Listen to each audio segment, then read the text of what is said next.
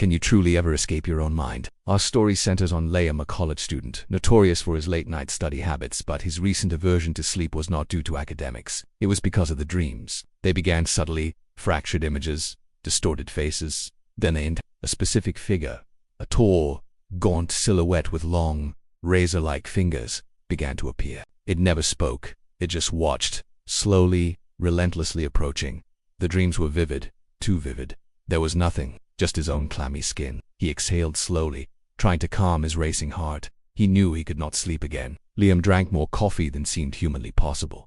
His vision blurred. His thoughts became disjointed. He stumbled into his bathroom, splashes of cold water doing nothing to revive him. He leaned against the sink, his reflection staring back, a gaunt, terrified stranger. He heard whispers in the walls, saw fleeting shadows in his peripheral vision, not towards the glass but towards him. He knew the shadow in his dreams was bleeding into his waking reality. He was losing his grip. The contours of his own face melted, stretching. His eyes elongated, turning black. His mouth widened into a rictus grin, and his fingers, in the reflection, stretched into long, pointed talons. The glass rippled, as if a hand was pressing from behind it. Not ever, if he could help it. Liam would wake in a cold sweat, the phantom sensation of claws on his skin, the smell of burnt sugar lingering in the air. He tried everything.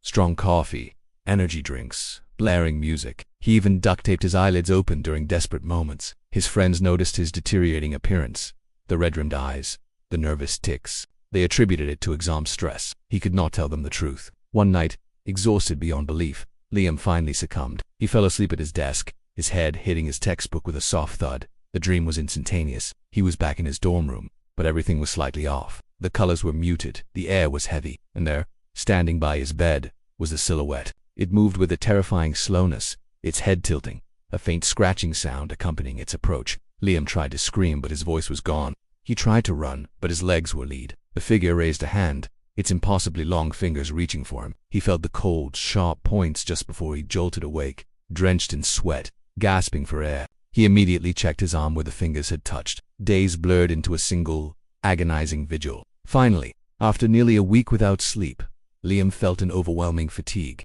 His eyes were heavy. He heard the distinct scratching sound again. It was not in his head, it was coming from the mirror. As he watched, his reflection in the glass began to shift, and then his reflection in the mirror slowly, deliberately, raised its hand, its impossibly long, razor-sharp fingers reaching forward.